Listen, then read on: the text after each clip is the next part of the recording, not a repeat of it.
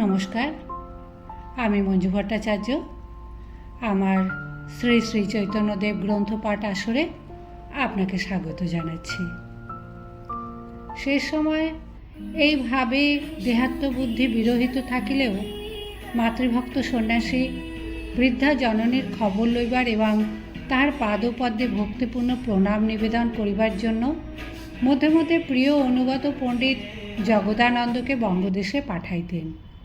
চৈতন্যদেব জগদানন্দকে প্রেমস্বরে বলিতেন, নদিয়া চলহ মাতাকে কহিও নমস্কার, আমার নামে পাদপদ্ম ধরিও তাহার, কহিও তাহাকে তুমি করহ স্মরণ, নিত্য আসি আমি তোমার বন্দিয়ে চরণ, যেদিনে তোমার ইচ্ছা করাইতে ভোজন, সেদিনে অবশ্য আমি করিয়ে ভক্ষণ, নীলাচলে রহি আমি তোমার আজ্ঞাতে, যাবৎ জীব তাবৎ আমি নারিব ছাড়িতে। নন্দোৎসবের দিনে গোপলীলা শেষে তিনি শ্রী শ্রী জগন্নাথদেবের প্রসাদী যে মূল্যবান বস্ত্র পাইতেন, তাহা পূর্বের দিনে স্বামী পরমানন্দ পুরীর আদেশ অনুযায়ী প্রতি বৎসর জননীকে পাঠাইতেন। তৎসঙ্গে শ্রী শ্রী জগন্নাথের উত্তম উত্তম প্রসাদ পাঠাইতেও ভুলিতেন না। এমনকি ভক্তগণের জন্যও মহাপ্রসাদ মাল্যচন্দনাদি প্রেম সহকারে প্রতি বৎসর নিয়মিত রূপে পাঠাইতেন।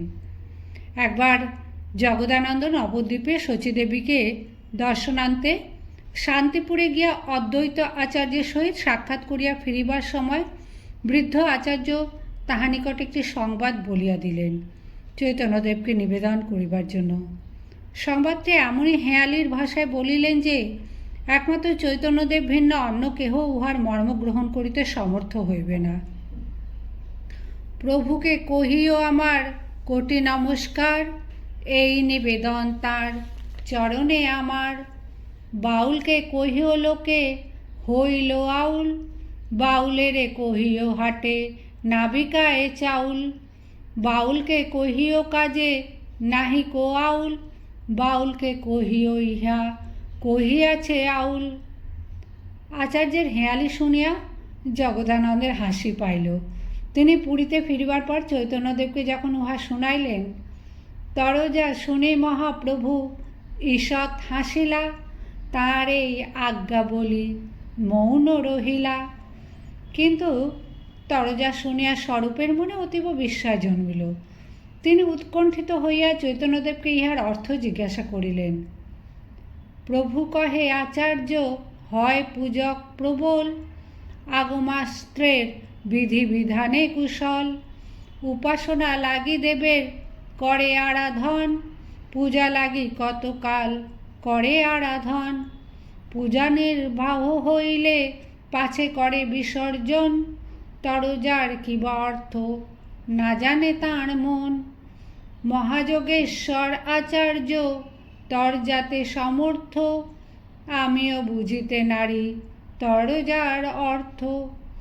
শুনিয়া বিস্মিত হইল সব ভক্তগণ, স্বরূপ গোসাই কিছু হইলা বিমন, সেই দিন হইতে প্রভুর আর দশা হইল, কৃষ্ণের বিরহ দশা দ্বিগুণ বাড়িল।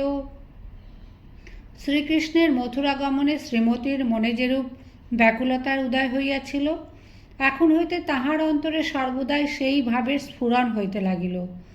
মণিহারা ফণীর মতো হইয়া অবলা গোপবালা যে সকরুণ আক্ষেপ করিয়াছিলেন, তাহার দেহ মনে যে অত্যদ্ভুত প্রেম বিকার প্রকাশ পাইয়াছিল, ভক্তিশাস্ত্রে যে অত্যদ্ভুত প্রেমোন্মাদ অবস্থার উল্লেখ দেখা যায়, চৈতন্যদেবের মধ্যে এখন তাহা মূর্তিমান হইল।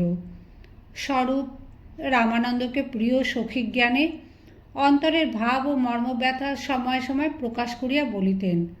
তাহারাও সর্বদা কাছে কাছে থাকিয়া প্রাণপণ সেবা, সপ্রেম বচন, রসপূর্ণ শ্লোক ও সঙ্গীতাদির দ্বারা তাহাকে সান্ত্বনা দিতেন।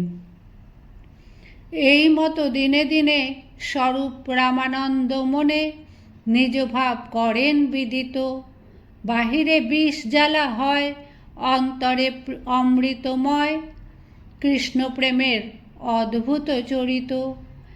এই প্রেমের আস্বাদন তপ্ত ইক্ষু চর্বণ, মুখ জলে না যায় ত্যাজন। সেই প্রেম যার মনে তার বিক্রম সেই জানে, বিষামৃতে একত্র মিলন। তাহার দেহে বাক্যে মনে প্রকাশিত এই অপূর্ব প্রেমের পরিচয় ও পরব্রহ্ম পরমাত্মা শ্রীকৃষ্ণের অপূর্ব সৌন্দর্য মাধুর্যের আস্বাদ পাইয়া অন্তরঙ্গ ভক্তগণ আনন্দে ভাসিতে লাগিলেন। আবার চৈতন্যদেবের ভগবৎ বিরহে ব্যাকুল আরতি প্রকাশ এবং অনিদ্রা ও অনাহারে ক্ষীণ কৃশ দেহ দেখিয়া দুঃখে ভক্তগণের প্রাণ বিদীর্ণ হইতে লাগিল।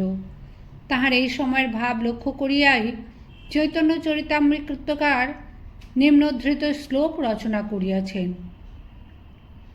কৃষ্ণ বিচ্ছেদ জ্ঞাতার্তা ক্ষীণে চা অপি মনস্তনু, দধাতে ফুল্লতাং ভাবৈশ্বর্যস্য তং গৌরমাশ্রয়ে। শ্রীকৃষ্ণ বিচ্ছেদজনিত আরতিতে তনুমন ক্ষীণ হইলেও যাহার প্রেম ভাব ভক্তগণকে প্রফুল্লতা দান করে, সেই গৌরাঙ্গ প্রভুর চরণে শরণ লইলাম। যাহারা দেহ সুখে আসক্ত, তাহাদের নিকটে শারীরিক দুঃখ কষ্ট ভয়াবহ, কিন্তু যাহার দেহে আত্মবুদ্ধি নাই, দেহ আছে কিনা সর্বদা এই স্মৃতিও থাকে না, তাহার আবার দেহের কষ্ট কি? উহাও তাহার নিকট পোশাক পরিচ্ছেদের তুল্য, কখনো ব্যবহৃত হয়, কখনো হয় না। তাহার জীবনে ভগবৎ বিরহে যে আরতি দেখা যায়, উহাই গভীর আনন্দের সেতু।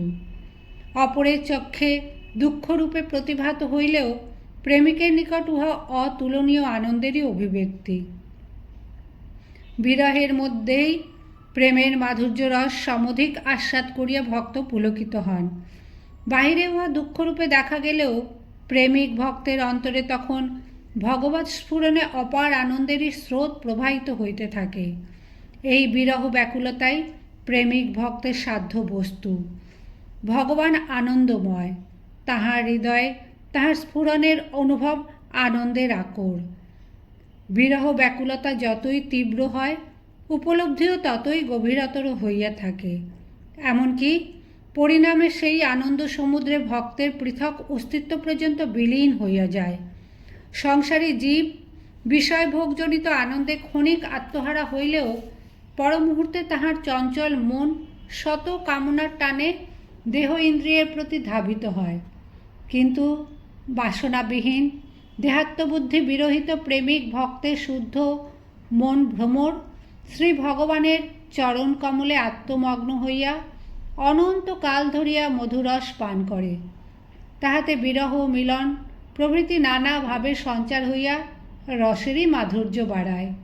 প্রেমিকের অন্তরে প্রেমময়ের দিব্য স্ফূর্তি নিরন্তর প্রকট থাকায় কখনো আনন্দের অভাব হইতে পারে না। সংসারে যে কোনো প্রিয় বস্তুতে যতই টান থাকুক না কেন, মানুষ নিজের দেহকে বিস্মৃত হয় না, হইতে পারে না। ধন নষ্ট হইবার পরেও কৃপণের জীবন ধারণের ইচ্ছা থাকে। পতিহারা সতীকেও নিদ্রার কোলে আরামে শয়ন করিতে দেখা যায়। পুত্রহারা মাতাও অন্নগ্রহণ করিয়া ক্ষুণ্ণবৃত্তি করেন। দেহাত্মবুদ্ধি প্রবল থাকায় দৈহিক সুখ দুঃখ অতিক্রম করা সাধারণ জীবের সম্ভব হয় না। দেহাত্মবুদ্ধি বিসর্জিত প্রেমিক ভক্তের অন্তরে স্বীয় ভাবানুযায়ী সিদ্ধ দেহের স্ফুরণ হয় এবং প্রিয়তম প্রেমময় ভগবান ভিন্ন আর কোনো বাহ্য বস্তুর প্রতি বিন্দু মাত্র আকর্ষণও তাহার থাকে না। দেখিতে পাওয়া যায় এই সময় চৈতন্যদেবের আহার নিদ্রা জীবনধারণ ইত্যাদিতে কিছু মাত্র উদ্যম বা আকাঙ্ক্ষা ছিল না। ঈশ্বরেচ্ছায় উহা স্বভাববশে চলিতেছিল, আর ভক্তগণ তখন বিশেষ সাবধানতার সহিত তাহার দেহের প্রতি যত্নবান হইয়াছিলেন। এক দিবস গভীর রাত্রি পর্যন্ত স্বরূপ তাহার সহিত ভগবৎ প্রেম প্রসঙ্গ করিয়া নিজের বিছানায় গিয়া শয়ন করিয়াছেন। গোবিন্দ কুঠিয়ার দ্বারদেশে শুইয়াছেন। শেষ রাত্রে কাতর স্বরে গোঁ গোঁ শব্দ শুনিয়া স্বরূপের নিদ্রাভঙ্গ হইল। চমকিত হইয়া গোবিন্দকে ডাকিয়া উঠাইলেন। চৈতন্যদেবের কুঠিয়ার ভেতর প্রবেশ করিয়া যে করুণ দৃশ্য উভয়ের চোখে পড়িল, তাহা দেখিয়া স্বরূপ গোবিন্দ অত্যন্ত ব্যথিত হইলেন। তাহার নাক মুখ গণ্ডদেশ ক্ষত বিক্ষত, তাহা হইতে রক্ত ঝরিতেছে। দীপ জ্বালি ঘরে গেলা, দেখি প্রভু মুখ, স্বরূপ গোবিন্দ দোহার, হইল বড় দুঃখ। প্রভুকে শয্যাতে আনি শয়ান করাইল, কাহা কইলে এই তুমি, স্বরূপ পুছিল।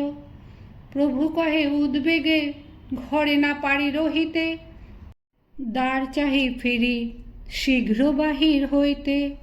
দ্বার না পাইয়া মুখে লাগে চারি ভিতে, ক্ষত হয় রক্ত পড়ে না পাই যাইতে।